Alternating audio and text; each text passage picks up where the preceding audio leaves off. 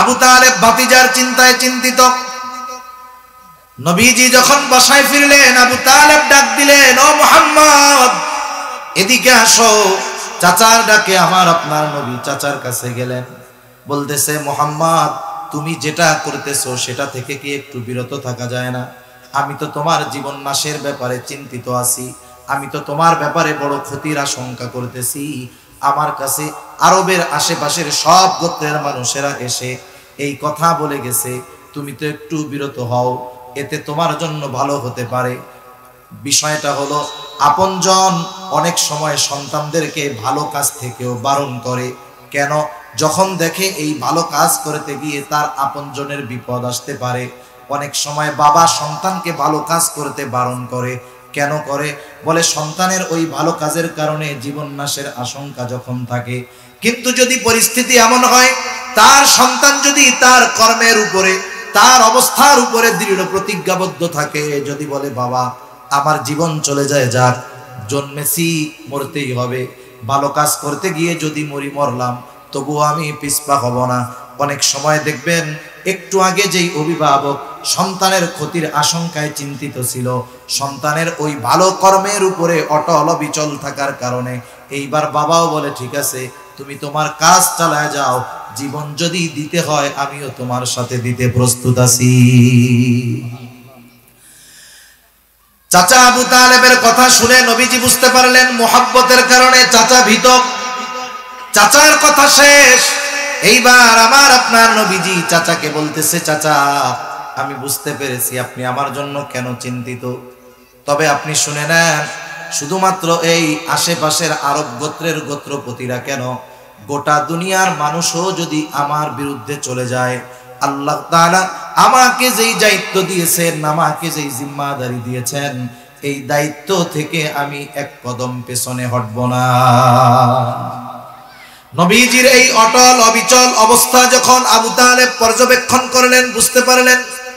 এইবার আবু তালেব বলতেছে, ও মুহাম্মদ তোমাকে আল্লাহ তাআলা যেই দায়িত্ব দিয়েছে তুমি তোমার দায়িত্ব পালন করে যাও, চিন্তার কোনো কারণ নাই, আমি তোমার সাথে আছি, আমি থাকতে তোমার গায়ে আমি একটা কাঁটার আঁচড়ও লাগতে দিব না। এই আবু তালেব নবীজির জন্য কত নিবেদিত প্রাণ ছিলেন।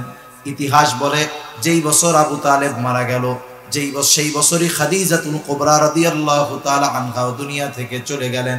খাদিজা নবীজি যখন ঘরে ফিরতেন তাকে সান্ত্বনা দিতেন, পরামর্শ দিতেন, আর বাহিরে আবু তালেব নবীজির সামনে একটা ডালের মতো ছিল। এই দুইজনই যখন একই বছরে দুনিয়া থেকে চলে যায়, ঐতিহাসিকরা এই বছরটার নামই দিয়ে দিছে আমুল হুজুন, পেরেশানির বছর, চিন্তার বছর।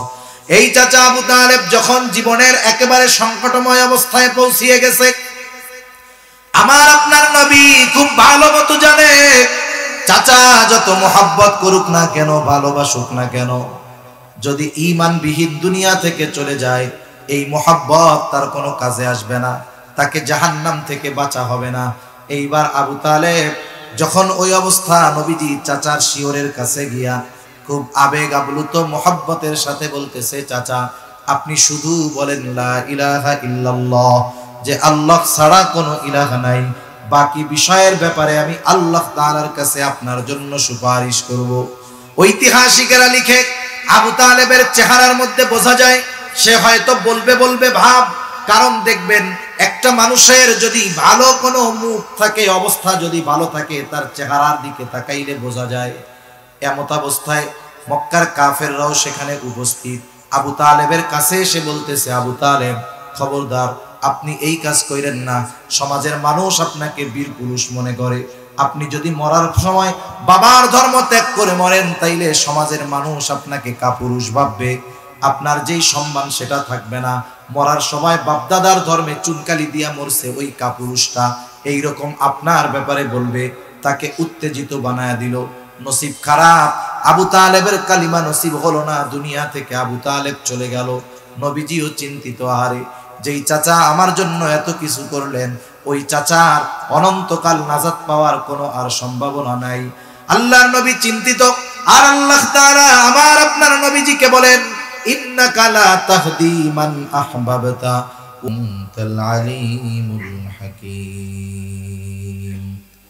اللهم صل على محمد وعلى آل محمد كما صليت على إبراهيم وعلى آل إبراهيم إنك حميد مجيد اللهم بارك على محمد وعلى آل محمد كما باركت على إبراهيم وعلى آل إبراهيم إنك حميد مجيد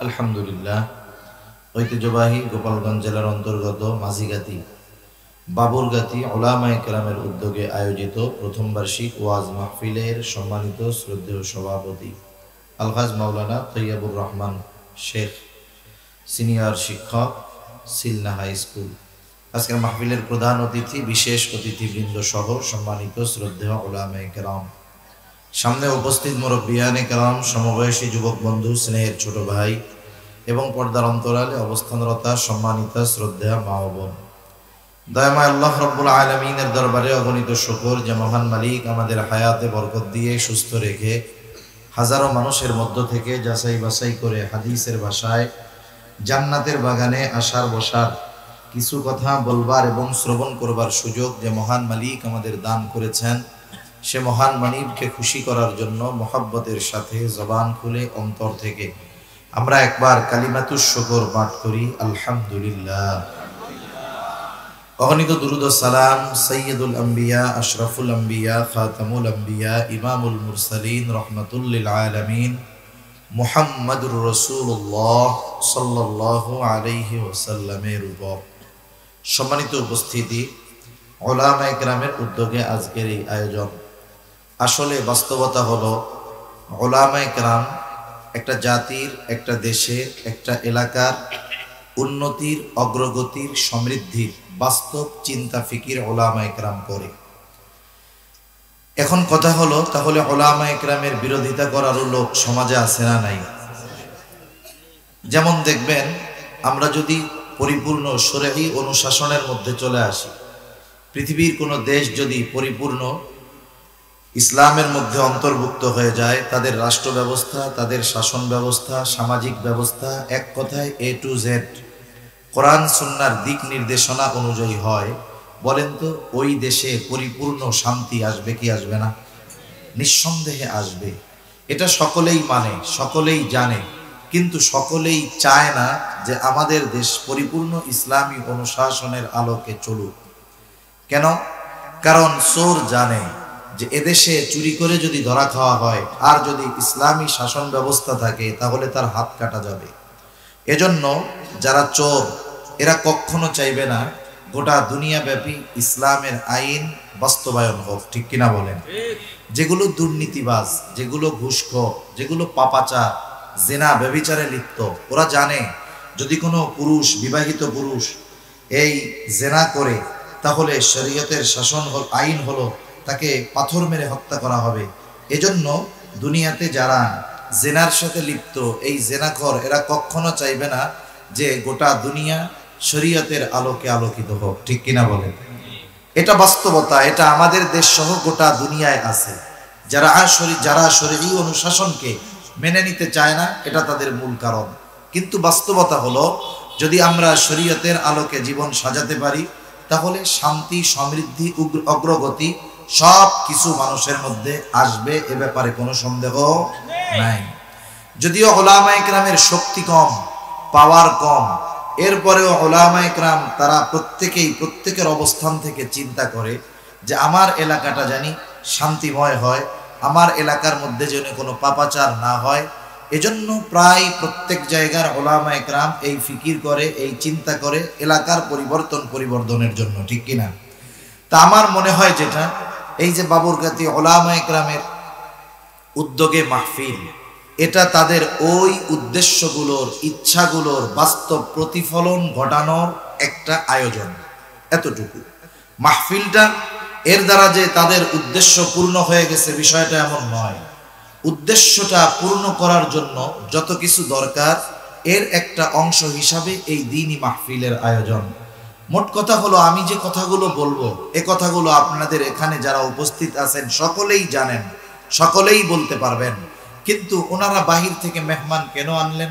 যে ওনাদের পক্ষ থেকে একজন মুসাফির, একজন মেহমান আপনাদের সামনে কথাগুলো বলবে, এটাই। এমন নয় যে বাহির থেকে একজন আলেম আনা হয়েছে, এর দ্বারা উদ্দেশ্য ওনারা কিছু বলতে পারে না।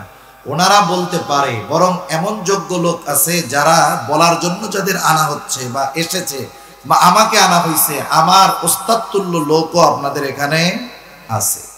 এজন্য উলামা ইকরামের এই উদ্যোগকে আপনারা সাদরে গ্রহণ করে এবং এই ধরনের সামাজিক ইসলামিক কর্মকাণ্ড যখন উলামা ইকরাম সমাজে করতে চায়, আশা করি একজন মুসলিম হিসাবে, মুসলমান হিসাবে এলাকার কল্যাণার্থে উলামা ইকরামের এই কল্যাণকর কাজগুলোর সহযোগিতা, সহমর্মিতা, সমর্থন আপনারা দিবেন ইনশাআল্লাহ।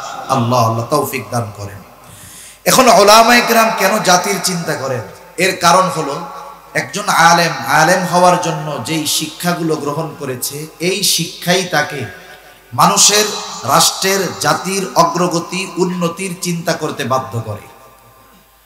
আমরা একটা বিষয় ছোটবেলা পড়েছি, শিক্ষা হলো জাতির মেরুদণ্ড। শিক্ষা জাতির কি বলেন তো? মেরুদণ্ড। একটা জাতি গঠনের জন্য শিক্ষা দরকার, শিক্ষিত মানুষ দরকার। প্রথমত আমাদেরকে বুঝতে হবে কোন শিক্ষা জাতির মেরুদণ্ড হতে পারে, কোন শিক্ষা জাতি গঠনের জন্য বাস্তব ভূমিকা রাখতে পারে, এটা আমাদেরকে আগে বাঁচতে হবে। আর একটা বিষয় আমাদেরকে খেয়াল রাখতে হবে যে শিক্ষা অর্জন করার উদ্দেশ্যটা কি। এই জামানায় জাগতিক শিক্ষার যেই সিস্টেম, এ ব্যাপারে কোনো সন্দেহ নাই, জাগতিক শিক্ষায় যারা শিক্ষিত হয় এদের শিক্ষা গ্রহণের মূল উদ্দেশ্য থাকে ডাক্তার হওয়া, ইঞ্জিনিয়ার হওয়া, বিসিএস ক্যাডার হওয়া, বড় চাকরির জন্য শিক্ষিত হওয়া। বাস্তবে শিক্ষা গ্রহণ করে ভালো মানুষে পরিণত হওয়ার উদ্দেশ্য এই জামানার জেনারেল শিক্ষা ব্যবস্থায় নাই বললেই চলে, ঠিক কিনা বলেন? এজন্য দেখেন আমাদের দেশে উচ্চ শিক্ষার হার বাড়তেছে, বিসিএস ক্যাডার বাড়তেছে। আগে এক এলাকার মধ্যে খুঁজে 2-4 জন IA pass, MA pass, BA pass পাওয়া কঠিন ছিল। এখন ঘরে ঘরে এমএ পাস পাওয়া যায়, কিছুদিন পরে ঘরে ঘরে বিসিএস ক্যাডার পাওয়া যাবে। বুঝলাম শিক্ষিতর হার বাড়তেছে, শিক্ষার হার বাড়তেছে, কিন্তু চুরি, দুর্নীতি, সিটিংবাজ এগুলো বাড়তেছে নাকি কমতেছে? আর বাস্তবতা কি জানেন? রাগ হবেন না, এই দেশে যত বড় বড় দুর্নীতি হয়, কোনো টুপিওয়ালা করে না, কোনো মাদ্রাসার মুহতামিম করে না, কোনো মাদ্রাসার শিক্ষক করে না। এদেশে বড় দুর্নীতি করতে হলে বড় জাগতিক শিক্ষিত হওয়া লাগে, এটা বাস্তব কথা। যারা এদেশ থেকে বিভিন্ন সম্পদ পাচার করে এ দেশটাকে ধ্বংস করে দিচ্ছে, খোঁজ দিয়ে দেখবেন এরা জাগতিক শিক্ষায় অনেক বড় শিক্ষিত।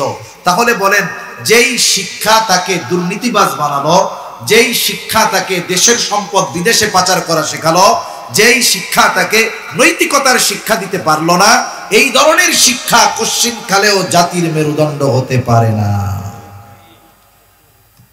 এখন আসেন, কোন শিক্ষা জাতির মেরুদণ্ড গঠনে কার্যকর ভূমিকা পালন করে? এই বিষয়গুলো জানার আগে আমাদের দেশের শিক্ষার সিস্টেমগুলো আমাদের জানার দরকার। সাধারণত আমাদের দেশে 2 ধরনের শিক্ষা ব্যবস্থা আছে। একটা হলো জাগতিক তথা জেনারেল শিক্ষা ব্যবস্থা, আর একটা হলো ধর্মীয় শিক্ষা ব্যবস্থা। জাগতিক শিক্ষা ব্যবস্থা এটা 2টো দিক।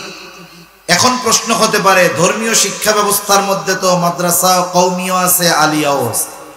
এটা আপনারা বলতে পারেন, কিন্তু বর্তমান শিক্ষা ব্যবস্থার আলোকে, রাগ হবেন না কেউ, আমি আলিয়া থেকে কামেল কমপ্লিট করছি, এরপরেও এর গোমর অবস্থা আমার তো জানা আছে।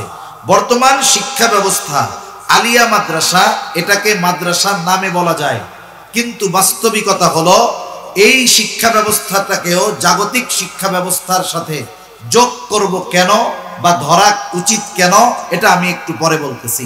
তাহলে একটা হলো ধর্মীয় শিক্ষা ব্যবস্থা, আর একটা হলো জাগতিক শিক্ষা ব্যবস্থা। জাগতিক শিক্ষা ব্যবস্থার 2টো দিক, একটা হলো উপকারী দিক, আর একটা হলো অনুপকারী দিক।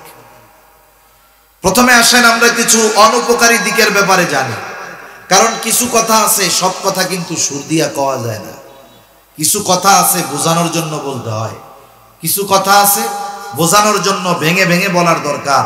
কারণ আমি আপনি যদি আমাদের বর্তমান পরিস্থিতি অনুধাবন না করতে পারি, তাহলে ভবিষ্যতের সিদ্ধান্ত নেওয়া আমার আপনার জন্য কঠিন হয়ে যাবে। এজন্য আমাকে বুঝতে হবে যে বর্তমান দুনিয়ার অবস্থাটা কি, জাগতিক শিক্ষার ক্ষতিকারক দিক কি। ক্ষতিকারক দিক তো অনেক, সবচাইতে বড় ক্ষতিকারক দিক হলো আপনি একটা জিনিস শিখবেন, যেই বিষয়টা আপনি শিখবেন ওই বিষয়টা এমন হতে হবে যে সেটাকে আপনি বিশ্বাসও করবেন। শিক্ষাটার সম্পৃক্ততা থাকবে বিশ্বাসের সাথে, তার মানে আপনি যেটা শিখবেন সেটা বিশ্বাসও করবেন। আমরা মাদ্রাসায় যারা পড়েছি, যেটা পড়েছি ওটা বিশ্বাসও করেছি, কিন্তু আপনি যখন জেনারেল শিক্ষা ব্যবস্থায় যাবেন, আপনি যা পড়বেন ওই সব পড়াগুলোকে যদি বিশ্বাস করেন, বেঈমান হওয়ার জন্য ওটাই যথেষ্ট হবে। কেন? আমি কয়েকটি প্রসিদ্ধ বিষয় নিয়ে বলি। এক নাম্বার বিষয়, এই জাগতিক সিলেবাসের মধ্যে যেগুলো শিক্ষা দেওয়া হয়, এর মধ্যে একটা শিক্ষা বায়োলজির মধ্যে দেওয়া হয় বিবর্তনবাদ। বিবর্তনবাদ এটা ডারউইনের একটা মতবাদ। বিবর্তনবাদ কি? ডারউইন বলে মানুষ এক সময় মানুষই ছিল না, মানুষ ছিল বানর।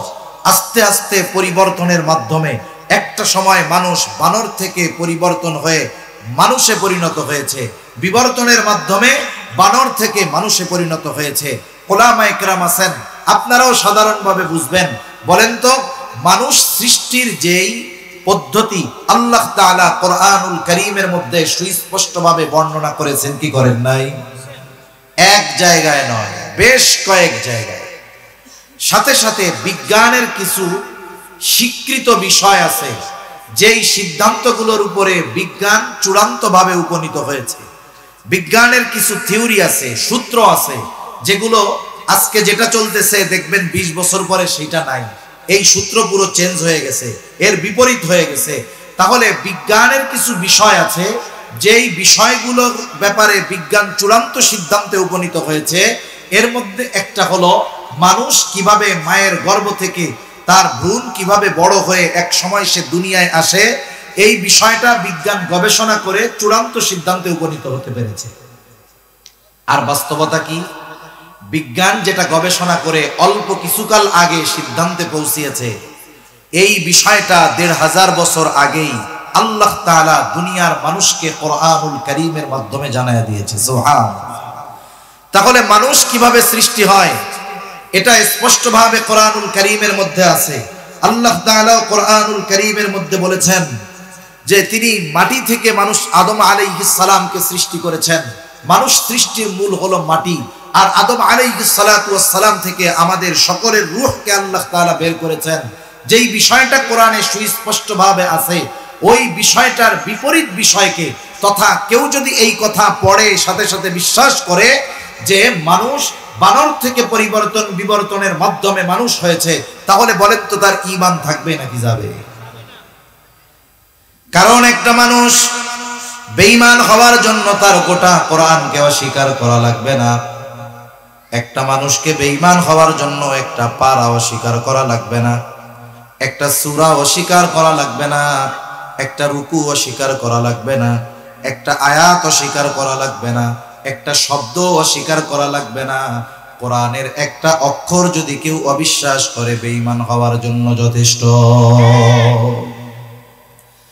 যেমন পবিত্র কোরআনুল কারীমের অনেক সূরার শুরুতে একটা অক্ষর আছে, যেমন নুন, কফ, সাদ। এখন যদি আপনি জিজ্ঞাসা করেন নুন অর্থ কি, কফ অর্থ কি, সাদ অর্থ কি, দুনিয়ার সব মুফাসসিরের এক জবাব যে এর অর্থ আল্লাহ তাআলাই ভালো জানেন, এর দ্বারা উদ্দেশ্য কি আল্লাহ তাআলাই ভালো জানেন। এখন যদি কোনো অতি পণ্ডিত বলে যেটার অর্থ জানি না, যেটার উদ্দেশ্য জানি না, তাইলে এটাকে বিশ্বাসও করি না।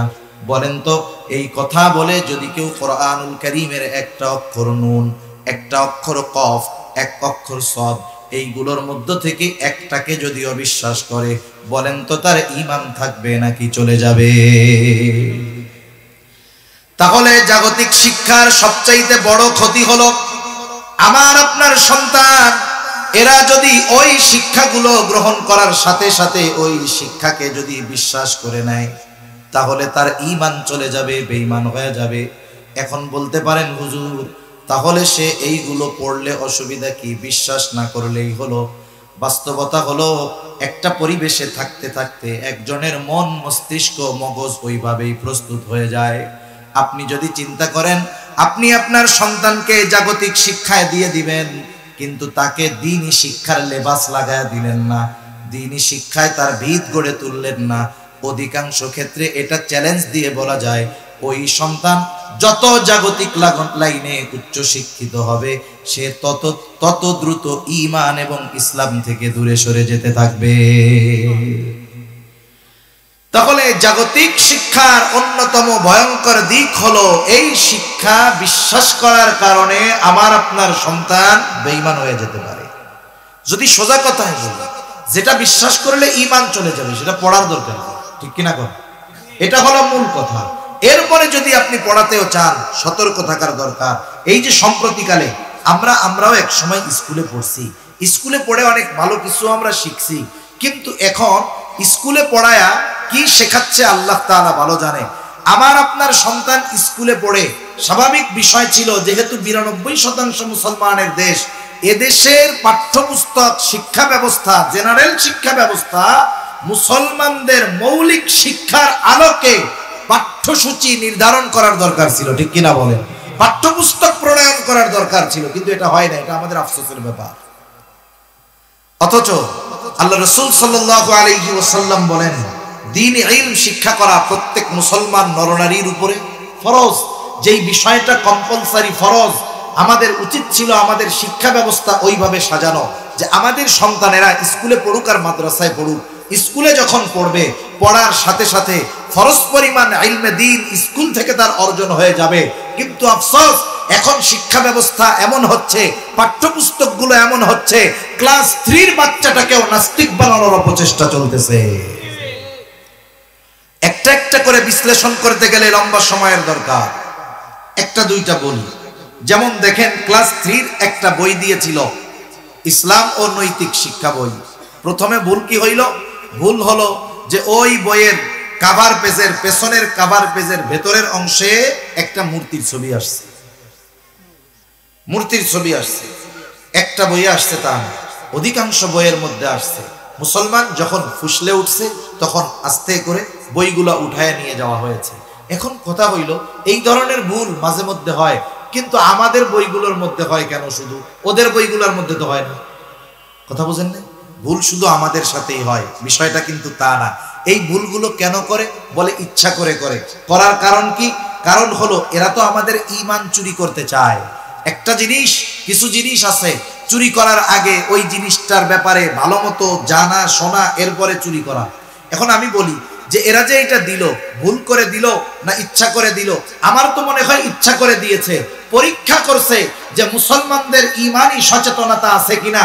যদি তারা চিন্তা করতো নতুন করে বই ছাপাতে গেলে তো টাকার দরকার হবে, যা আছে থাক না, অসুবিধা কোথায়, এই চিন্তা করে যদি আমরা চুপ করে থাকতাম, ওই বই বাজারে থাকতো। এক সময় দেখতেন বই থেকে ইসলাম বের করে অনইসলামিক কথাগুলো ঢুকায় দেওয়া হতো। আমি জানি না এটা বাস্তব কতটুকু। চোর নাকি চুরি করার আগে যেই বাড়িতে গিয়ে চুরি করবে, ওই বাড়িতে গিয়ে আগে বাড়ির মানুষের অবস্থা পর্যবেক্ষণ করে নেয়। কি করে? ও জানে যে তার চুরির কাজ সম্পাদন করতে এটা তার এক্সপিরিয়েন্স আছে, অভিজ্ঞতা আছে। ওই আওয়াজ যতটুকু হবে তার চাইতে বেশি জোরে আওয়াজ করে ওই বাড়িতে। আর হঠাৎ করে নাকি তারা এক বাড়িতে চুরি করতে যায় না, যেই বাড়িতে চুরি করবে বহুত আগের থেকে টার্গেট করে, প্ল্যানিং করে, এরপরে আস্তে করে একদিন ওই বাড়িতে চুরি করার সিদ্ধান্ত নেয়। তার মানে যারা পাঠ্যপুস্তক থেকে ইসলামকে দূর করে দিতে চায়, যারা আমাদের শিক্ষা ব্যবস্থা থেকে ইসলামকে উৎখাত করে দিতে চায়, এটা 1-2 দিনের পরিকল্পনা নয়, বরং এই পরিকল্পনা বহু বছর আগের থেকেই চলতেছে, ঠিক কিনা বলেন? কিন্তু কিছু কর্মকাণ্ডের দ্বারা আস্তে আস্তে প্রকাশ পাইতেছে। এই চোর চুরি করার আগে ওই বাড়িতে রাতের বেলা যখন যায়, আওয়াজ করে, টিনে আওয়াজ করে, মাটির চাক মারে। দেখো ওই আওয়াজে যদি ঘরের মানুষ সজাগ থাকে, কি বলবে? এই কিরে, যদি আওয়াজ দেয় ও বুঝতে পারবে আজকে এই বাড়িতে আর চুরি করা যাবে না। কিন্তু বলেন তো, আজকে চুরি করা গেল না ঠিক, কিন্তু ও কি এই চিন্তা করবে ভবিষ্যতে আর করব না? আজকের মতো স্থগিত রাখলো, ভবিষ্যতে আবারও সে আসবে। তাহলে ওরা যতবার এই ধরনের অপকর্ম করবে, ইমানদার যদি ইমানি আওয়াজ তুলে ওরা পিছু হটবে ঠিক, কিন্তু চূড়ান্তভাবে তারা চলে যাবে না, বরং আবার আমাদের ইমান হরণ করার ষড়যন্ত্রে ওরা লিপ্ত হবে। এইবার চোর যদি দেখে 2-3 বার আওয়াজ করার পরে লোকদের কোনো খবর নাই, নাক ডেকে ঘুমাচ্ছে, ও এবার চিন্তা করে আর কোনো অসুবিধা নাই, এইবার আমি এই বাড়িতে ঢুকতে পারবো, আমার যা মন চায় আমি চুরি করে নিয়ে যেতে পারবো।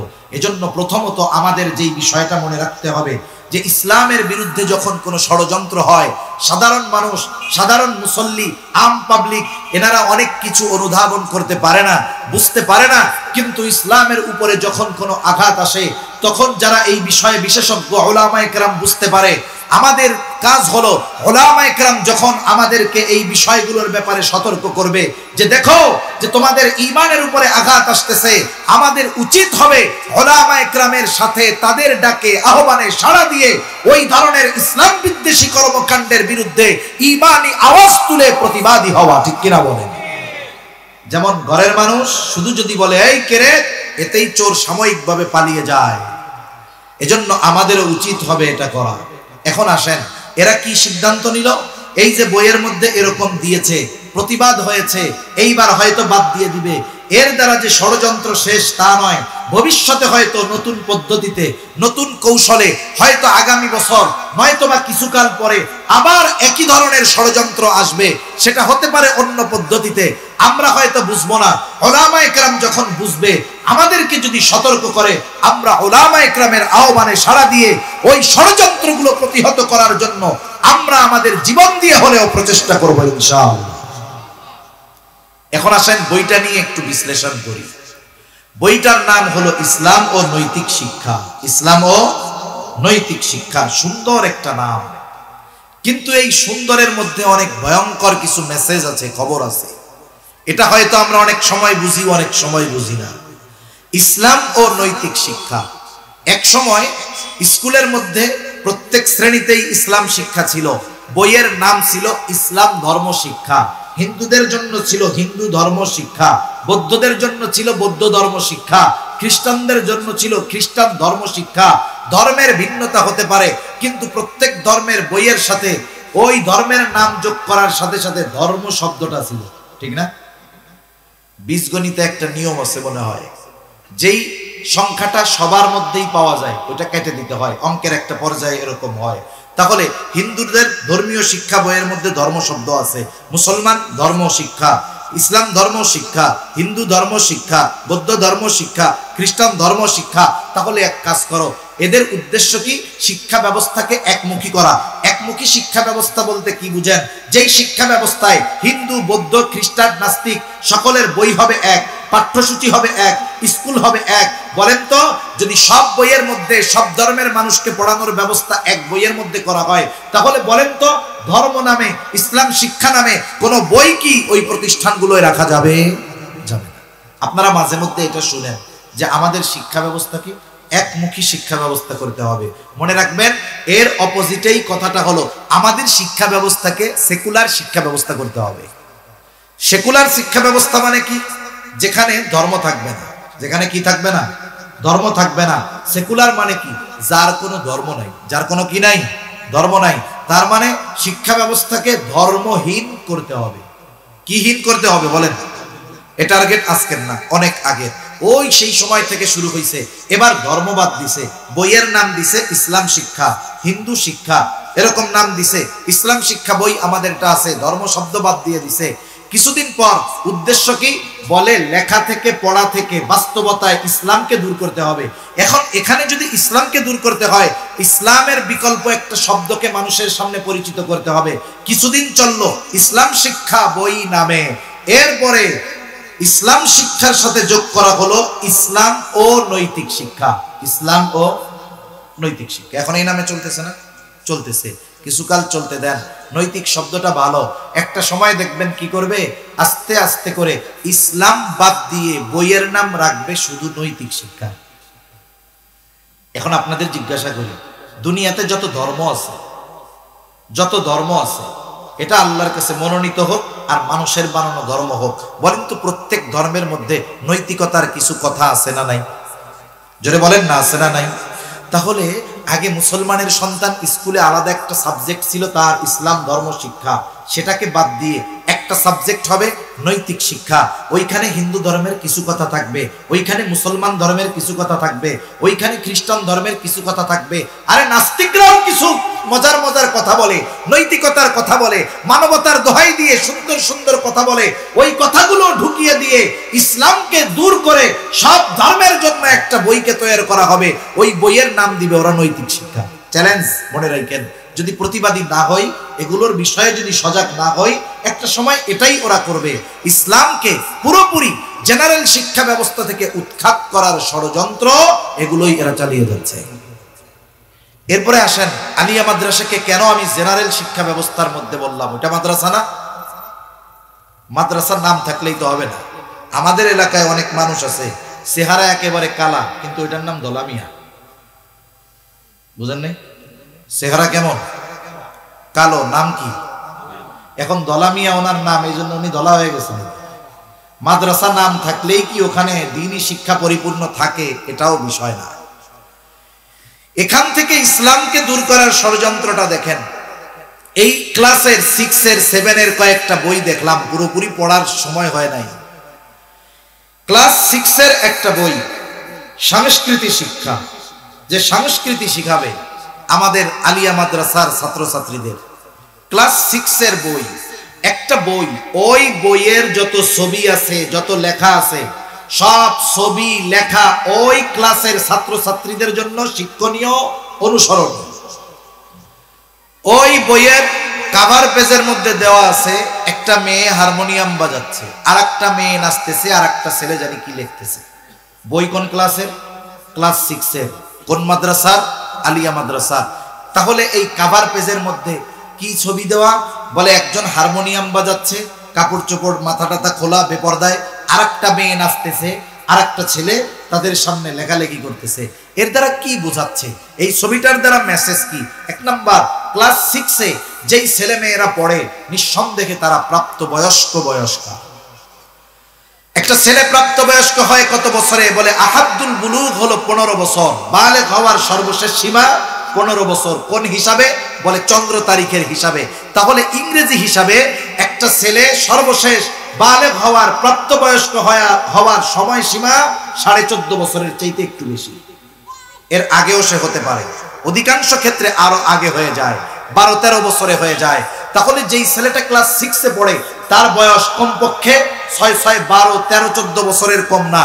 এখন বলেন, এই ছেলেটা যখন বালেগ হলো, মেয়েটা যখন ওই ক্লাসে পড়ে তারও বয়স 13-14 বছর, মেয়েরা তো আরো আগে বালেগ হয়ে যায়। এখন একটা ছেলে একটা মেয়ে যখন বালেগ হয়ে যায়, তখন তার উপরে শরীয়তের সকল হুকুম কার্যকর হয়ে যায়, ঠিক কিনা বলেন? এখন 13 বছরের একটা মেয়ে আরেকজন ছেলের সামনে, বেগানা একটা ছেলের সামনে, যার সাথে তার ভাই নয়, যে তার বাবা নয়, যে তার রক্তের সম্পর্ক আত্মীয় নয়, এই রকম বাহিরের একটা পুরুষের সামনে একটা মেয়ে মাথা খোলা রেখে, চেহারা খোলা রেখে যেতে পারে?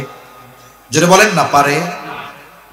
এখন বলেন, যেই বাদ্যযন্ত্র বাজানো হচ্ছে হারমোনিয়াম, এটা কি শরীয়ত অনুমোদন দেয়? নিঃসন্দেহে এটা শরীয়তে হারাম, বেপরদায় চলা হারাম। এর দ্বারা ক্লাস 6 এর আমাদের ওই আলিয়া মাদ্রাসার ছেলেকে মেয়েকে বোঝানো হলো, মেসেজ দেওয়া হলো, শোনো, তুমি ক্লাস 6 এ পড়ো, তোমার একটা কালচার আছে, তুমি চাইলে গান বাদ্য বাজাতে পারো, তুমি চাইলে নাচতে পারো, তুমি চাইলে বেপরদায় সবার সামনে যাইতে পারো, এটা তোমার একটা অধিকার। ক্লাস 6 এর ওই খবরটা দিয়ে, ছবিটা দিয়ে এই মেসেজ তার মাথার মধ্যে ঢুকায় দেওয়া হচ্ছে সূক্ষ্মভাবে, সূক্ষ্মভাবে। এরপরে আসেন, ক্লাস 7 এর একটা বাংলা বই আছে। ক্লাস 7 এর ওই বাংলা বইয়ের মধ্যে ইতিহাস ও সামাজিক বিজ্ঞান, ওইখানে একটা মেয়ের ছবি দেওয়া আছে, এটা হাফ প্যান্ট পরে আছে, স্কুলের বই। 7ম শ্রেণীতে যেই মেয়েটা পড়ে, বলেন তো সে বালেগা, যে কোনো সন্দেহ আছে? প্রাপ্তবয়স্কা কোনো সন্দেহ আছে? ওকে কি বোঝানো হচ্ছে? ওকে বোঝানো হচ্ছে, আরে তুমি ক্লাস 7 এ পড়ো, তাতে কি হয়েছে? তুমি হাফ প্যান্ট পরে চললে কোনো অসুবিধা নেই। শুনেন, আবার নাকি শুনলাম স্কুলের মধ্যে ব্যাঙের নাচ, আলু ভর্তা বানানো, বিছানা ঝাড়ু দেওয়া, এগুলোও শেখানো হইতেছে। শিক্ষা কোনটা কোন জায়গায় শিখতে হবে, এই শিক্ষাগুলো আল্লাহ তাআলাও নির্ধারণ করে দিয়েছেন। যেমন কিছু শিক্ষা আছে এটা প্রত্যেকটা সৃষ্টি জীবকে আল্লাহ তাআলা সৃষ্টিগতভাবে দান করে। কিছু শিক্ষা আছে পরিবার থেকে লাভ করে, কিছু শিক্ষা আছে প্রতিষ্ঠান থেকে লাভ করে। সৃষ্টিগত যেই শিক্ষা এটা দুনিয়ার কোনো মানুষের শিখায় দেওয়া লাগে না। সৃষ্টিগত শিক্ষা আল্লাহ তাআলাই সৃষ্টিগতভাবে তাদেরকে শিখায় দিয়েছেন। যেমন আমি ছোট বাচ্চা যখন দুনিয়ায় আসে, বাচ্চাটার যখন খিদা লাগে তখন সে অটোমেটিকলি কান্না করে। এই যে খিদা লাগলে যে কান্নাই করতে হবে, এই বিষয়টা দুনিয়ার কেউ তাকে শিখায় দেয় নাই। শিখায় দিয়েছেন কে? আল্লাহ তাআলা সৃষ্টিগতভাবে। এরকম এক একটা বলতে গেলে লম্বা সময় যাবে আমার। এভাবে আল্লাহ তাআলা সৃষ্টিগতভাবে প্রত্যেকটা সৃষ্টিকে আল্লাহ শিক্ষা দিয়েছেন। আপনারা তো গ্রামের মানুষ, এটা সহজে বুঝবেন। যখন মুরগি ডিম তা দেয়,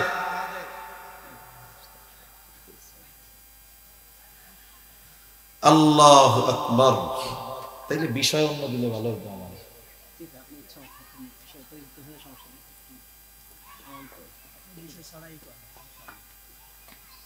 এখন আসেন কি বলবো, আর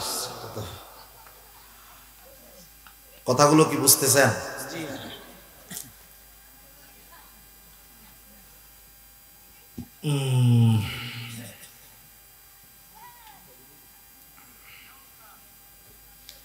আস্তাগফিরুল্লাহ।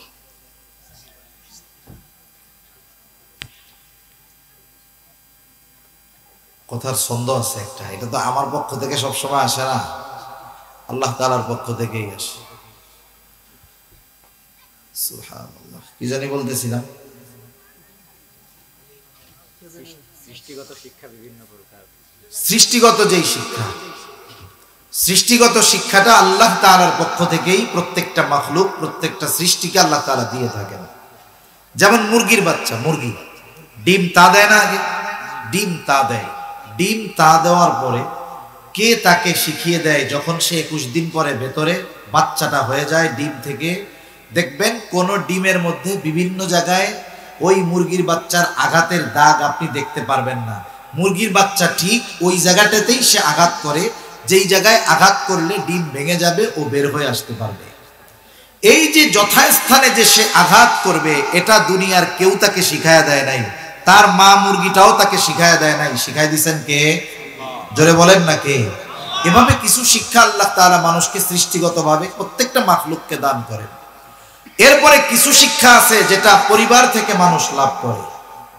এ ধরনের অনেক শিক্ষা আছে, যেমন নৈতিকতা, ভদ্রতা। তার চারিত্রিক গঠনের মূল কেন্দ্রটা হয় তার পরিবার। এরপরে কিছু শিক্ষা আছে প্রতিষ্ঠান থেকে লাভ করে। প্রতিষ্ঠানের শিক্ষা ঘরে বসে যদি কেউ অর্জন করে, তাহলে ওই বিষয়ের শিক্ষা যে গ্রহণ করেছে তাকে কেউ মর্যাদা করবে না।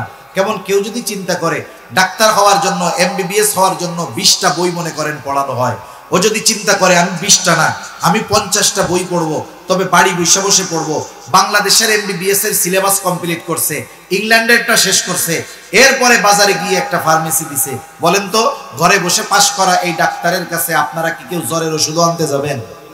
তাহলে বোঝা গেল আল্লাহ সুবহানাহু ওয়া তাআলা সিস্টেম করে রাখছেন। এজন্য যেই শিক্ষাগুলো পরিবার থেকে একটা মেয়ে পাবে, ওই ধরনের কোন শিক্ষা তাকে প্রতিষ্ঠানে দেওয়া লাগবে না। প্রতিষ্ঠানে তো দেওয়া হয়েছে এই জন্য, যেই শিক্ষাগুলো বাসা থেকে, পরিবার থেকে সৃষ্টিগতভাবে আল্লাহ দেয় নাই, ওই শিক্ষাগুলো তাকে প্রতিষ্ঠানে দেওয়ার জন্য পাঠানো হয়েছে। ঠিক কিনা বলেন? এজন্য আমি জাগতিক শিক্ষা নিয়ে আর কোনো কথা বলবো না, এতটুকু শেষ।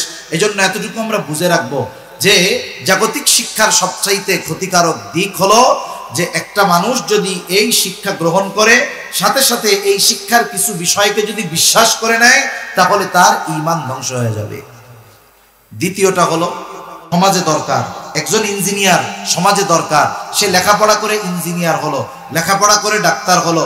তার এই উপকারী শিক্ষা তার দুই জাহানেই উপকারে আসবে। কখন? বলে সে যখন ডাক্তার হয়ে তার এই শিক্ষাটাকে মানুষের জন্য, আল্লাহর সন্তুষ্টির জন্য, মানুষের খেদমতের জন্য কাজে লাগাবে, তখন তার এই শিক্ষার দ্বারা সে দুনিয়ায়ও উপকৃত হবে, আখিরাতেও উপকৃত হবে। তবে দ্বীনের ছোঁয়া তার এই শিক্ষার মধ্যে লাগবে। এবার আসেন দ্বিতীয় পাঠ। দ্বিতীয় পাঠ হলো ধর্মীয় শিক্ষা। ধর্মীয় শিক্ষার দুইটা স্তর। কয়টা স্তর? একটা হলো ফরজে আইন, আর একটা হলো ফরজে কিফায়া। ফরজে আইন, আল্লাহ রাসূল সাল্লাল্লাহু আলাইহি ওয়াসাল্লাম বলেন, তলাবুল ইলমি ফারিদাতুন আলা কুল্লি মুসলিম। দ্বীনি ইলম শিক্ষা করা প্রত্যেক মুসলমান নরনারীর উপরে ফরজ। কতটুকু ফরজ? কেউ কেউ বলেন একটা মানুষ পরিপূর্ণ শরীয়তের উপরে চলার জন্য যতটুকু ইলমে দ্বীন দরকার ততটুকু তার ইলমে দ্বীন অর্জন করা ফরজ। আবার কেউ কেউ বলেন না, আল্লাহ তাআলা কোরআনুল কারীমের মধ্যে বলেন, ইয়া আইয়ুহাল্লাযীনা আমানু কু আনফুসাকুম ওয়া আহলিকুম নারা। আল্লাহ রাব্বুল আলামিন বলেন, হে ঈমানদারেরা, তুমি নিজে জাহান্নামের আগুন থেকে বাঁচো, অধীনস্থদেরকেও জাহান্নামের আগুন থেকে বাঁচাও। এখানে আল্লাহ তাআলার নির্দেশ, নিজেও বাঁচতে হবে, অধীনস্থদেরকেও বাঁচাতে হবে।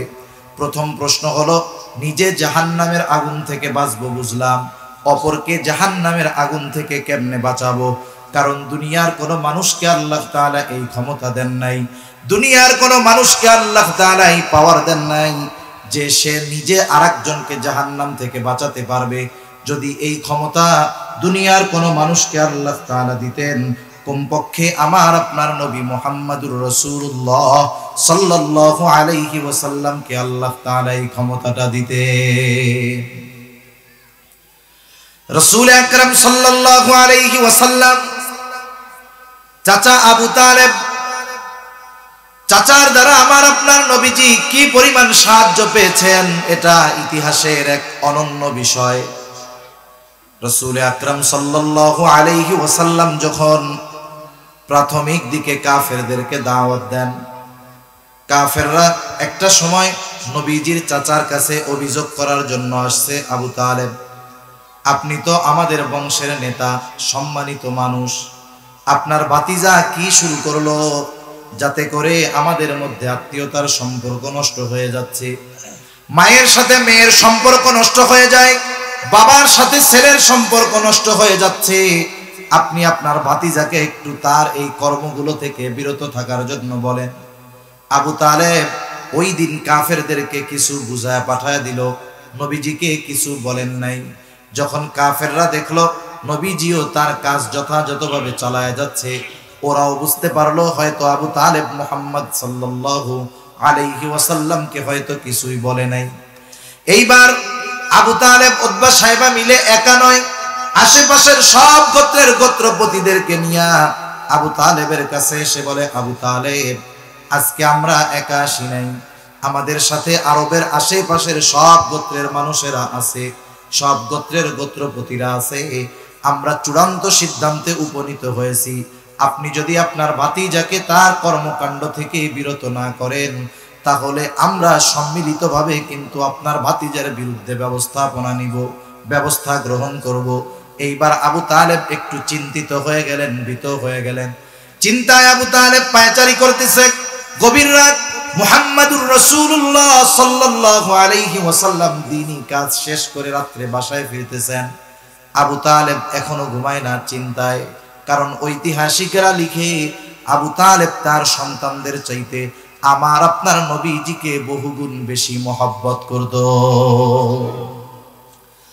আবু তালেব ভাতিজার চিন্তায় চিন্তিত। নবীজি যখন বাসায় ফিরলেন, আবু তালেব ডাক দিলেন, ও মুহাম্মদ, এদিকে আসো। চাচার ডাকে আমার আপনার নবী চাচার কাছে গেলেন, বলতেছে, মুহাম্মদ, তুমি যেটা করতেছো সেটা থেকে কি একটু বিরত থাকা যায় না? আমি তো তোমার জীবন নাশের ব্যাপারে চিন্তিত আছি, আমি তো তোমার ব্যাপারে বড় ক্ষতির আশঙ্কা করতেছি। আমার কাছে আরবের আশেপাশের সব গোত্রের মানুষেরা এসে এই কথা বলে গেছে, তুমি তো একটু বিরত হও, এতে তোমার জন্য ভালো হতে পারে। বিষয়টা হলো, আপনজন অনেক সময় সন্তানদেরকে ভালো কাজ থেকেও বারণ করে। কেন? যখন দেখে এই ভালো কাজ করতে গিয়ে তার আপনজনের বিপদ আসতে পারে। অনেক সময় বাবা সন্তানকে ভালো কাজ করতে বারণ করে। কেন করে? বলে সন্তানের ওই ভালো কাজের কারণে জীবন নাশের আশঙ্কা যখন থাকে। কিন্তু যদি পরিস্থিতি এমন হয়, তার সন্তান যদি তার কর্মের উপরে, তার অবস্থার উপরে দৃঢ় প্রতিজ্ঞাবদ্ধ থাকে, যদি বলে, বাবা আমার জীবন চলে যায়, যাক, জন্মেছি মরতেই হবে, ভালো কাজ করতে গিয়ে যদি মরলাম তবুও আমি পিছপা হব না। অনেক সময় দেখবেন একটু আগে যেই অভিভাবক সন্তানের ক্ষতির আশঙ্কায় চিন্তিত ছিল, সন্তানের ওই ভালো কর্মের উপরে অটল অবিচল থাকার কারণে এইবার বাবাও বলে ঠিক আছে তুমি তোমার কাজ চালায় যাও, জীবন যদি দিতে হয় আমিও তোমার সাথে দিতে প্রস্তুত আছি। চাচা আবু তালেবের কথা শুনে নবীজি বুঝতে পারলেন মুহাব্বতের কারণে চাচা ভীত। চাচার কথা শেষ, এইবার আমার আপনার নবীজি চাচাকে বলতেছে চাচা আমি বুঝতে পেরেছি আপনি আমার জন্য কেন চিন্তিত, তবে আপনি শুনে নেন শুধুমাত্র এই আশেপাশের আরব গোত্রের গোত্রপতিরা কেন, গোটা দুনিয়ার মানুষও যদি আমার বিরুদ্ধে চলে যায়, আল্লাহ তাআলা আমাকে যেই দায়িত্ব দিয়েছেন, আমাকে যেই জিম্মাদারি দিয়েছেন, এই দায়িত্ব থেকে আমি এক কদম পেছনে হটব না। নবীজির এই অটল অবিচল অবস্থা যখন আবু তালেব পর্যবেক্ষণ করলেন, বুঝতে পারলেন, এইবার আবু তালেব বলতেছে ও মুহাম্মদ তোমাকে আল্লাহ তাআলা যেই দায়িত্ব দিয়েছে তুমি তোমার দায়িত্ব পালন করে যাও, চিন্তার কোনো কারণ নাই, আমি তোমার সাথে আছি, আমি থাকতে তোমার গায়ে আমি একটা কাঁটার আঁচড়ও লাগতে দিব না। এই আবু তালেব নবীজির জন্য কত নিবেদিত প্রাণ ছিলেন। ইতিহাস বলে যেই বছর আবু তালেব মারা গেল, সেই বছরই খাদিজাতুল কুবরা রাদিয়াল্লাহু তাআলা আনহা দুনিয়া থেকে চলে গেলেন। খাদিজা নবীজি যখন ঘরে ফিরতেন তাকে সান্ত্বনা দিতেন, পরামর্শ দিতেন, আর বাহিরে আবু তালেব নবীজির সামনে একটা ডালের মতো ছিল। এই দুইজনই যখন একই বছরে দুনিয়া থেকে চলে যায়, ঐতিহাসিকরা এই বছরটার নামই দিয়ে দিছে আমুল হুজুন, পেরেশানির বছর, চিন্তার বছর। এই চাচা আবু তালেব যখন জীবনের একেবারে সংকটময় অবস্থায় পৌঁছিয়ে গেছে, আমার আপনার নবী খুব ভালো মতো জানে চাচা যত মোহাব্বত করুক না কেন, ভালোবাসুক না কেন, যদি ঈমান বিহীন দুনিয়া থেকে চলে যায় এই মোহাব্বত তার কোনো কাজে আসবে না, তাকে জাহান্নাম থেকে বাঁচা হবে না। এইবার আবু তালেব যখন ওই অবস্থা, নবীজি চাচার শিয়রের কাছে গিয়া খুব আবেগ আপ্লুত মোহাব্বতের সাথে বলতেছে চাচা আপনি শুধু বলেন লা ইলাহা ইল্লাল্লাহ, যে আল্লাহ ছাড়া কোনো ইলাহা নাই, বাকি বিষয়ের ব্যাপারে আমি আল্লাহ তাআলার কাছে আপনার জন্য সুপারিশ করব। ঐতিহাসিকেরা লিখে আবু তালেবের চেহারার মধ্যে বোঝা যায় সে হয়তো বলবে ভাব, কারণ দেখবেন একটা মানুষের যদি ভালো কোনো মুখ থাকে, অবস্থা যদি ভালো থাকে, তার চেহারার দিকে তাকাইলে বোঝা যায়।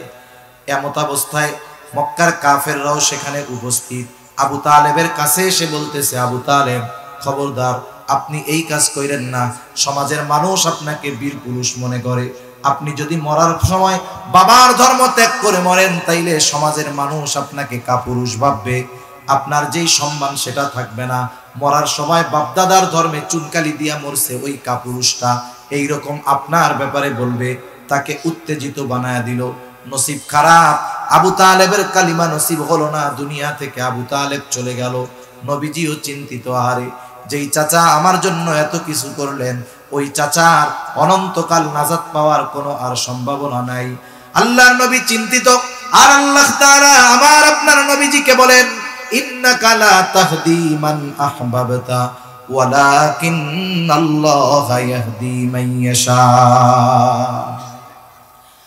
আল্লাহ রাব্বুল আলামিন বলেন ইন্নাকা লা তাহদি মান আহবাবতা, আপনি যাকে ভালোবাসেন মহব্বত করেন তাকে আপনি হেদায়েত দিতে পারবেন না, ওয়ালাকিন্নাল্লাহা ইয়াহদি মান ইয়াশা, বরং আল্লাহ তাআলা যাকে চান আল্লাহ তাআলা তাকেই হেদায়েত দেন। তার মানে হেদায়েতের মালিক নবীও নয়, হেদায়েতের একমাত্র মালিক কে? দুনিয়ার কেউ কাউকে জাহান্নাম থেকে বাঁচাতে পারে না, জাহান্নাম থেকে বাঁচাতে পারে আল্লাহ। এখন প্রশ্ন হইল আল্লাহ তাআলা তো কোরআনুল কারীমের মধ্যে নবীজিকেও হাদি বলেছেন, পথ প্রদর্শক বলেছেন। আল্লাহ তাআলা বলেন ওয়া ইন্নাকা লাতাহদি ইলা সিরাতিম মুস্তাকিম, আমি আপনাকে সিরাতে মুস্তাকিমের হাদি হিসাবে প্রেরণ করেছি, আপনি সিরাতে মুস্তাকিমের পথ প্রদর্শক। আবার আমরাও তো প্রতি নামাজে আল্লাহ তাআলার কাছে আল্লাহ তাআলার শিখায় দেওয়া সবচাইতে দামি দোয়া, সবচাইতে দামি ইবাদতের মধ্যে করি, আমরা আল্লাহর কাছে বলি ইহদিনাস সিরাতাল মুস্তাকিম, আল্লাহ আপনি আমাদেরকে সিরাতে মুস্তাকিমের হেদায়েত দান করেন, মানে সিরাতে মুস্তাকিমের হেদায়েত দান করেন। আবার নবীজিকে আল্লাহ বলেন আপনাকে আমি সিরাতে মুস্তাকিমের হাদি পথ প্রদর্শক হিসাবে প্রেরণ করেছি, তাহলে নবী কেমন হাদি আর আল্লাহ তাআলার কাছে আমরা কেমন হেদায়েত চাই, এটা একটা উদাহরণ দিলে বুঝতে সহজ হবে। মনে করেন একজন মানুষ কোনোদিন গোপালগঞ্জ যায় নাই, এখান থেকে যেই পথ কেউ চিনে না অথবা যে কখনো ওই পথে যায় নাই, ওই পথ যত সহজ হোক ওটা তার জন্য সহজ নয়, বরং কঠিন, ঠিক কিনা বলেন? এখন আপনি এখানে গিয়ে জিজ্ঞাসা করছেন, ভাই আমি তো গোপালগঞ্জ যেতে চাই।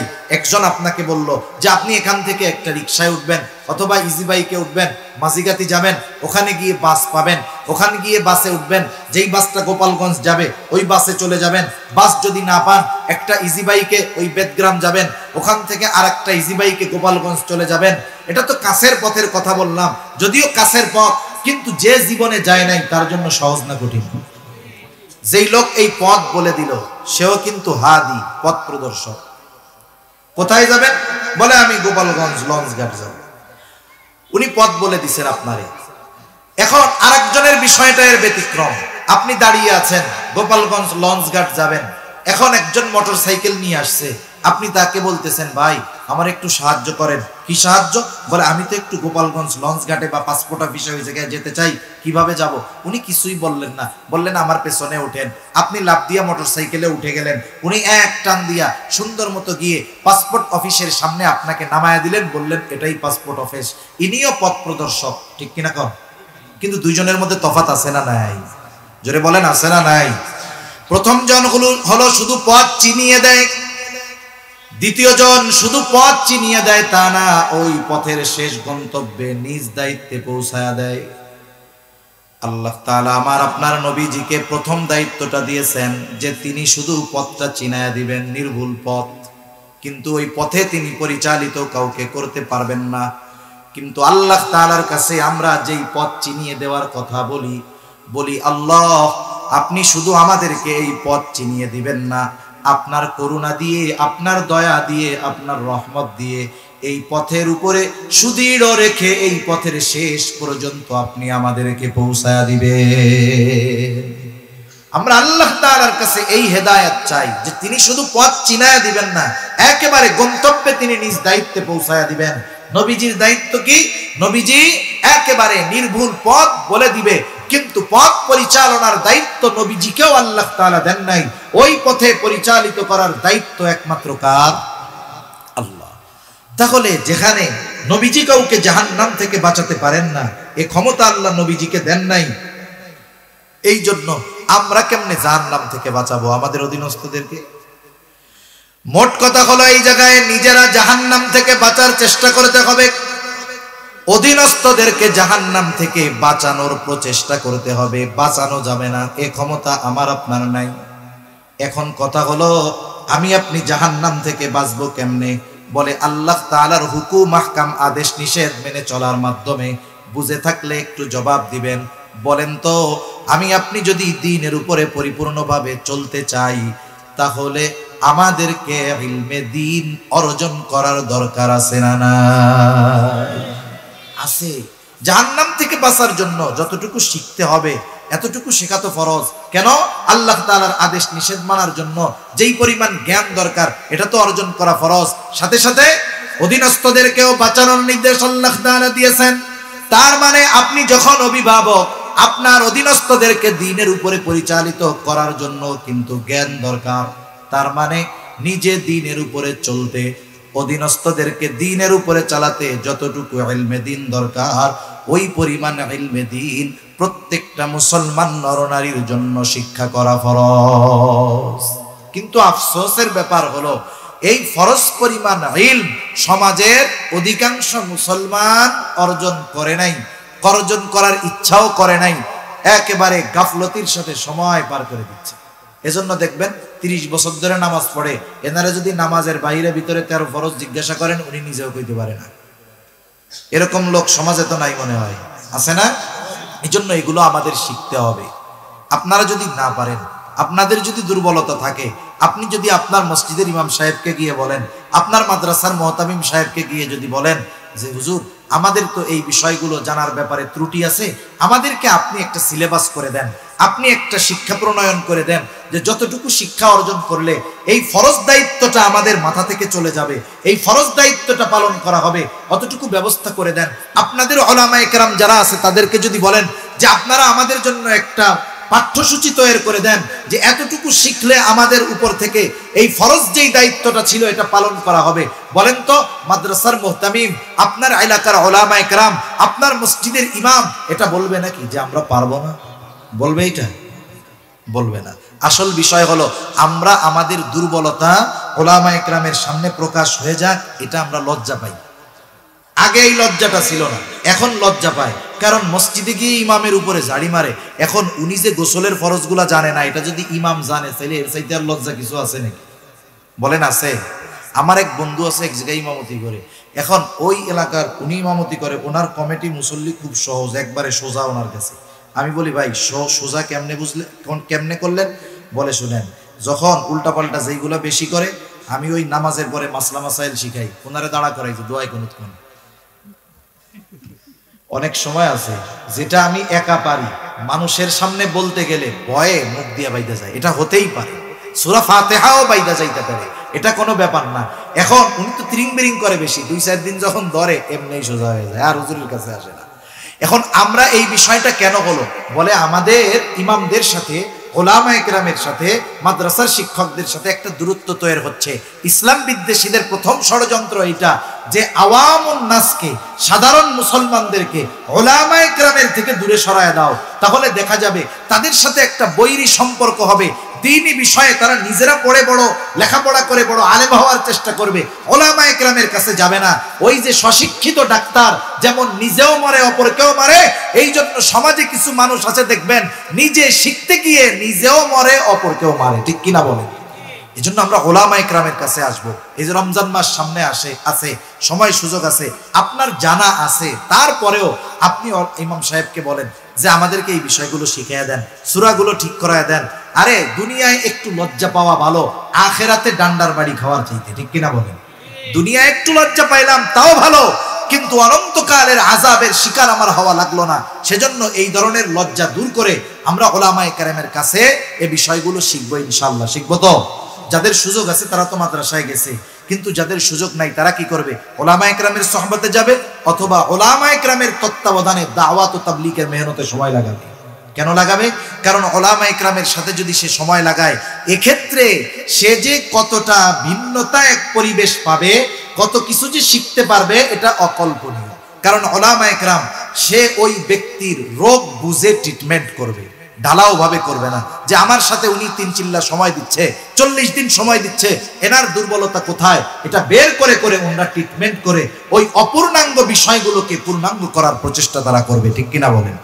এজন্য আমরা এই জরুরতে দিন যেটাকে বলে এটা অর্জন করব। তাহলে ধর্মীয় শিক্ষার 2 দিক, একটা হলো ফরজে কিফায়া, এটা হুজুর নাই, জেনারেল নাই, মুসলিম হলে সকলের জন্য শেখা কি বলেন? ফরজ।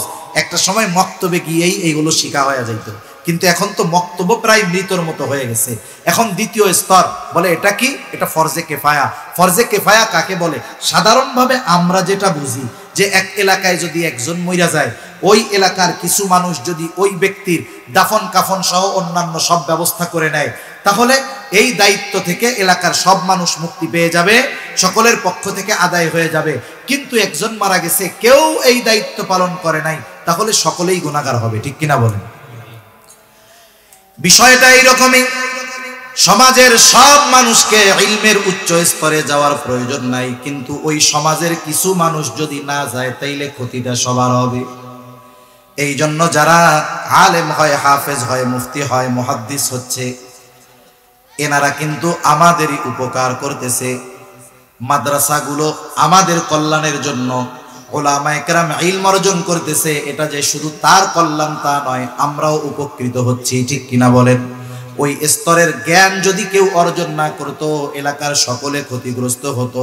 তাহলে 1 নাম্বার বিষয়, ওই যে কিছু মানুষ জানাজা আদায় করার মাধ্যমে আমাদেরকে কেমন যেন গুনার থেকে বাঁচায়া দিচ্ছে, আমাদেরকে উপকার করতেছে। অনুরূপভাবে আপনাদের এলাকার উলামায়ে কেরাম যারা উচ্চ স্তরের দ্বীন শিখতেছে, ওরা এলাকার সব মানুষকে গুনাহ থেকে বাঁচায়া দিচ্ছে। যদি না হইতো তাহলে এলাকার সব মানুষ ক্ষতিগ্রস্ত হইতো।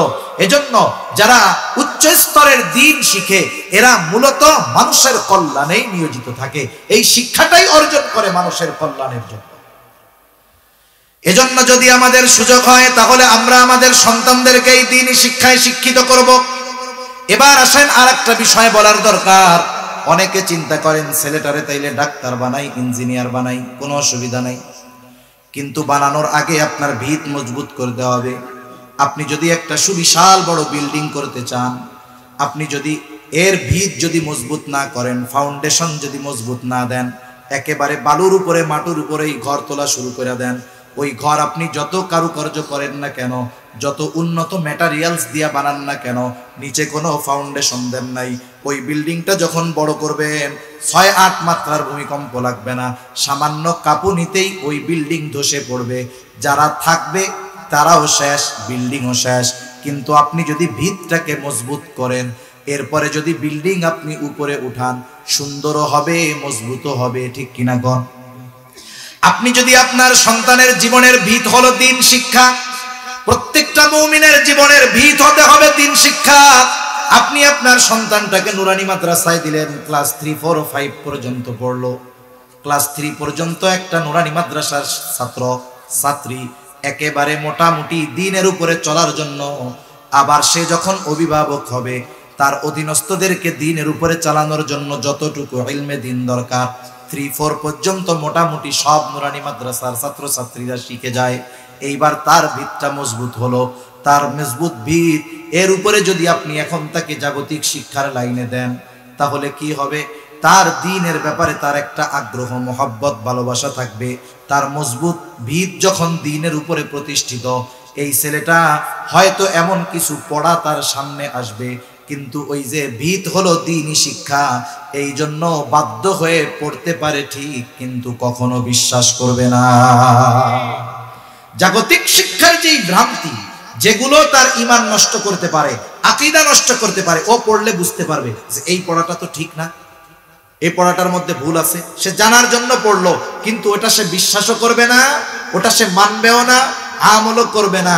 ওই বিষয়গুলো থেকে বেঁচে বেঁচে ও জাগতিক লাইনে তখন যদি ডাক্তার হয়, ইঞ্জিনিয়ার হয়, আশা করা যায় ওই যেগুলো বাধ্য হয়ে পড়ছিল ওগুলো ব্রেন থেকে ছুঁড়ে ফেলে দিবে। এখন কি হবে? ওই যে তার ভিত্তিতে দ্বীনি শিক্ষা হওয়ার কারণে সে আশা করা যায় একজন দিনদার ডাক্তার হবে, দিনদার ইঞ্জিনিয়ার হবে। এই সমাজে দিনদার ডাক্তার, ইঞ্জিনিয়ার, সচিব, প্রশাসনে লোক অনেক আছে যে তারা দিনদার মানুষ, একটা হারাম টাকা ছুঁয়ে দেখে না। এরকম মানুষ যদিও কম, কিন্তু একেবারে কম বলা যায় না। অনেক মানুষ এখনো আছে জাগতিক শিক্ষার সর্বোচ্চ শিক্ষিত, কিন্তু তাদের দিনদারিত্ব, তাদের তাকওয়া, অনেক সময় এগুলো দেখে আমরাও লজ্জা পেয়ে যাই। আছে না নাই? খোঁজ নিয়ে দেখবেন তার মা বাপ তাকে প্রথমে কিছু দ্বীনি শিক্ষায় শিক্ষিত করছে। এজন্য আমাদেরও উচিত আমাদের সন্তানদেরকে যদি আমরা জাগতিক লাইনে উচ্চ শিক্ষায় শিক্ষিত করতে চাই, ইচ্ছাই যদি হয় আমার, তাহলে কমপক্ষে এই মাদ্রাসাগুলোই দিয়ে ঈমানের ভিত মজবুত করে এরপরে আমরা তাকে দিব। তাহলে কি হবে? ওই পথ চলতে গিয়ে যত পিচ্ছিলতা আসুক না কেন, সে হোঁচট খাবে না, আছাড় খেয়ে পড়বে না। সে ভালো মন্দ নির্ণয় করে সুন্দরভাবে বের হয়ে যেতে পারবে, অগ্রসর হতে পারবে। ঠিক আছে তো ইনশাআল্লাহ? এখন আসেন, সন্তানটারে যদি একটু দুনিয়ার মায়া ত্যাগ করে আলেম বানান, লাভটা কি হবে? এ দুনিয়ায় মানুষ মর্যাদা চায়, সম্মান চায়। অনেক আগে একজন চেয়ারম্যান কয়েক কোটি টাকা খরচ করছে চেয়ারম্যান ইলেকশনে। ওনারে জিজ্ঞাসা করা হয়েছিল তখন যে আপনি এত টাকা খরচ করলেন কেন, মানুষরে দিলেন কেন? বলে আমার বড় শখ যে আমি চেয়ারম্যান হব, মানুষ আমাকে সম্মান করবে, আমার আশা শুধু এইটা। তাহলে দুনিয়ার মানুষ সম্মানের জন্য বহু কিছু করে, পয়সা ত্যাগ করে, কিন্তু আসলে সম্মানিত কারা, আসলে কারা মর্যাদাবান? আল্লাহ তাআলা মর্যাদার মানদণ্ড নির্ধারণ করে দিয়েছেন। আল্লাহ রাব্বুল আলামিন বলেন, ইন্না আকরামাকুম ইনদাল্লাহি আতকাকুম। সম্মানিত কে? টাকা পয়সা আছে, জাগতিক পদ আছে, সে সম্মানিত নয়। আল্লাহ তাআলা বলেন, যার তাকওয়া, খোদা ভীরুতা যত বেশি, সে তত বড় সম্মানিত। এখন কথা হলো, মানুষের মধ্যে কাদের খোদাভীতি বেশি, কারা আল্লাহ তাআলাকে বেশি ভয় পায়? এটা আমার কথা না, নিজের জন্য বলতেছি তাও নয়, আল্লাহর কথা। আল্লাহ তাআলা বলেন, ইন্নামা ইয়াখশাল্লাহা মিন ইবাদিহিল উলামা, মানুষদের মধ্য থেকে যারা আলেম তারাই আল্লাহ তাআলাকে বেশি ভয় পায়। এখন যদি আপনি এই কথার সমন্বয় করেন, আবার নবীজিও বলতেছেন একজন আলেমের মর্তবা কেমন, এই মর্তবার ঘোষণা দুনিয়ার কোনো আলেম দেয় নাই, স্বয়ং নবীজি বলতেছেন, ফজলুল আলিমি আলাল আবিদি কাফজলি আলা আদনাকুম, একজন আলেমের সম্মান সাধারণ মানুষের মধ্যে কেমন, নবীজি বলেন তোমাদের মধ্যে আমার মর্তবা যেমন, একজন আলেমের মর্তবা সাধারণ মানুষের মধ্যে তেমন।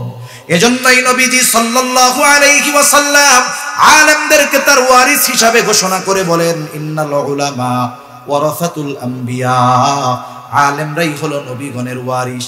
তাহলে কত ধরনের সম্মানের ঘোষণা আল্লাহ তাআলা দিলেন, আল্লাহর নবীও দিলেন।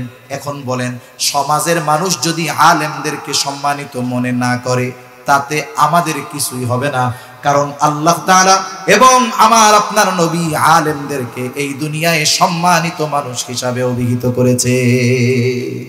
এই সম্মান অর্জন তারা কিসের দ্বারা করলো? আল্লাহ তাআলাও বলেন, ইয়ারফাইল্লাহুল্লাযীনা আমানু মিনকুম ওয়াল্লাযীনা উতুল ইলমা দারাজাত।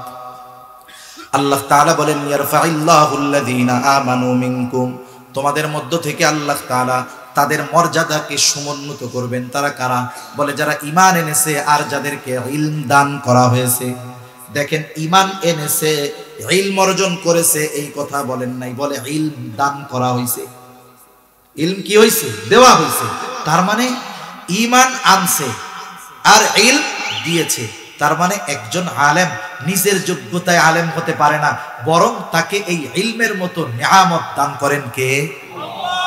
এজন্য একজন আলেম তাকে সম্মানিত করেছেন স্বয়ং কে? সে নিজ যোগ্যতায় সম্মানিত হতে পারে নাই, বরং আল্লাহ তাআলা বলছেন, ওয়াল্লাযীনা উতুল ইলমা, যাদেরকে কি দেওয়া হয়েছে? ইলম দেওয়া হয়েছে। সে নিয়েছে বা সে অর্জন করেছে তা নয়, বরং দেওয়ার ক্ষেত্রে বোঝা গেল আরেকজন তাকে এই ইলম দিয়েছে, আর এই ইলম দিয়ে ওই ঈমানদারকে সম্মানিত করেছেন কে? সেজন্য যেহেতু আলেমদেরকে আল্লাহ সম্মানিত করেছেন, আলেমদেরকে নবীজি সম্মানিত করেছেন, এক্ষেত্রে আমরা পিছু হটব না, আমরাও উলামায়ে কেরামকে আমাদের সম্মানের সর্বোচ্চ স্তরে রাখবো ইনশাআল্লাহ। একটু চিন্তা করেন, এখন যদি এই সম্মানিত ব্যক্তি যদি আপনার ছেলে হয়, আপনার সন্তান হয়, আরে দুনিয়ায় যা হয় হোক, দুনিয়ার প্রবলেম অসুবিধার তো শেষ নাই, কিন্তু চোখ বন্ধ হলে কোনো অসুবিধা কি আর আছে নাকি? চোখ বন্ধ তো শেষ, সকল অসুবিধাও শেষ। এখন বলেন, আপনার সন্তান আলেম হওয়ার কারণে জাগতিক লাইনের হিসাবটা ধরেন, একজনের ছেলে বিসিএস ক্যাডার, বড় সচিবালয়ের চাকরি পেয়েছে, শহরে বড় ফ্ল্যাট পেয়েছে, কিন্তু লোকটা কৃষক। এখন এই কৃষক লোকটাকে কি এই কথা বলা হবে নাকি, আপনার ছেলে বিসিএস ক্যাডার, বড় ফ্ল্যাটে থাকে, দামি গাড়িতে চড়ে, এটা আপনার ছেলে চড়তে পারবে, কিন্তু আপনি তো কৃষক, আপনাকে তার বাসায়ও ঢুকতে দেওয়া হবে না, গাড়িতেও চড়তে দেওয়া হবে না, এরকম কোনো শর্ত আছে নাকি?